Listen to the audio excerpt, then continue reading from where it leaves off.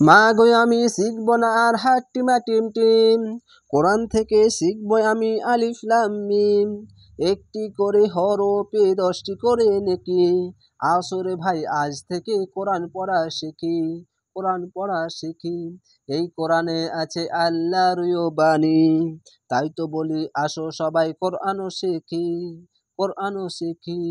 আউযু বিল্লাহি মিনাশ শাইতানির রাজিম, বিসমিল্লাহির রহমানির রহিম। আজকের ক্লাসের সাহায্যে শব্দে শব্দে কিভাবে রিডিং পড়বেন এবং কোথায় গুণনা হবে, কোথায় কয় আলিফ টেনে পড়তে হবে, কোথায় থামতে হবে বা কোথায় মিলিয়ে পড়তে হবে, এই বিষয়গুলি শুদ্ধভাবে শিখে নিতে পারবেন। তাহলে আজকের ভিডিও শুরু করা যাক।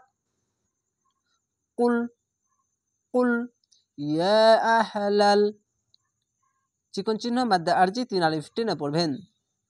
ইয়া আহলাল কিতাবি, খাড় জবর 1 আলিফ টেনে পড়বেন। কিতাবি লিমা লিমা তাসুদ্দুনা, পেশার পাশে অসাকিন 1 আলিফ টেনে পড়বেন। তাসদিদ বড় অক্ষরের সাথে যুক্ত হয়ে দুবার উচ্চারণ হবে। তাসুদ্দুনা আন সাবিলিল, এখানে ইকফা গুণা বাংলা অনাস্কারের মতো এবং জেরের পাশে ইয়া সাকিন 1 আলিফ টেনে পড়বেন। আইনটিকে মোটা করে এবং গুণনা হবে। আন বাংলা অনাস্কারের মতো আন সাবিলিল লাহি, খাড় জবর 1 আলিফ টেনে পড়বেন এবং আল্লাহ লেখা থাকলে ডান পাশের অক্ষরটি দেখবেন, নিচে থাকলে পাতলা করা হবে লাহি। মান মান আমানা আমানা, খাড় জবর 1 আলিফ টেনে পড়বেন। আমানা, আলিফকে যদি বানান করে পড়তে গেলে হামজা হবে, হামজা খাড় জবর আ, আলিফের ওপর নিচে যে যাবার পেশ বা যে কোনো জিনিস আসলেই আলিফকে বানান করে পড়তে গেলে আলিফটি হামজা হয়ে যাবে। হামজা খাড় জবর আ, আমানা আমানা।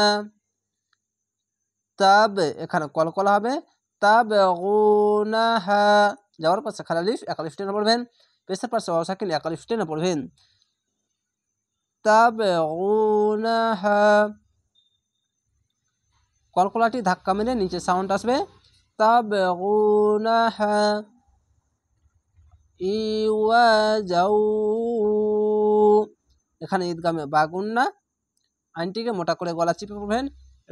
ইওয়াজাউ,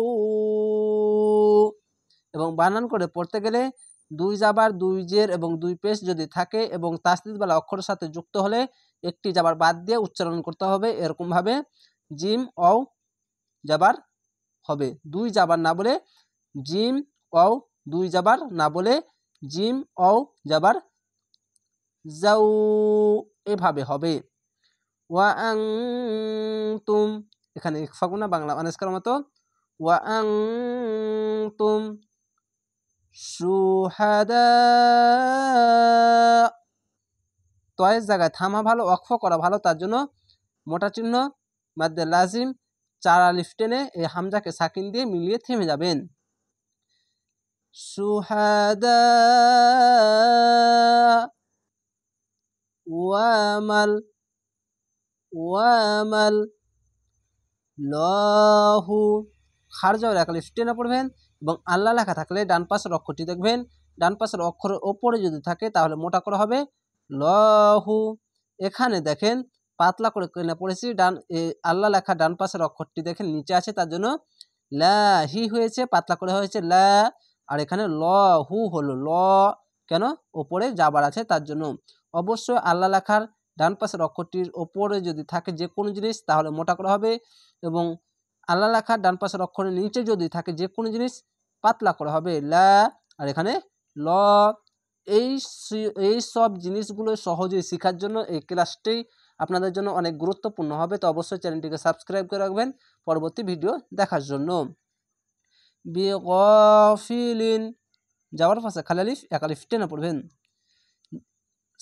8টি হরফের বা শব্দের আকার উচ্চারণ হয় না, যদি নুরানি কায়দা যদি আপনারা জেনে থাকেন তা অবশ্যই শিখে নিতে পারবেন।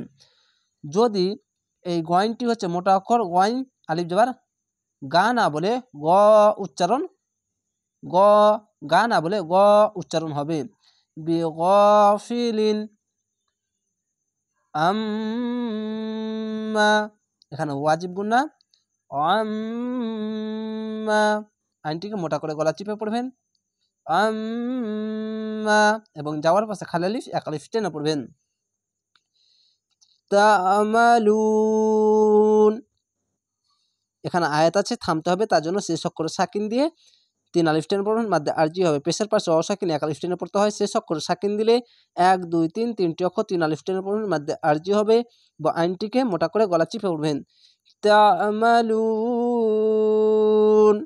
আশা করি আপনারা শব্দে শব্দে এভাবে প্র্যাকটিস করবেন, ইনশাআল্লাহ শুদ্ধভাবে পবিত্র কোরআন অনেক দ্রুত পড়তে পারবেন। ভালো থাকেন, সুস্থ থাকেন। আসসালামু আলাইকুম।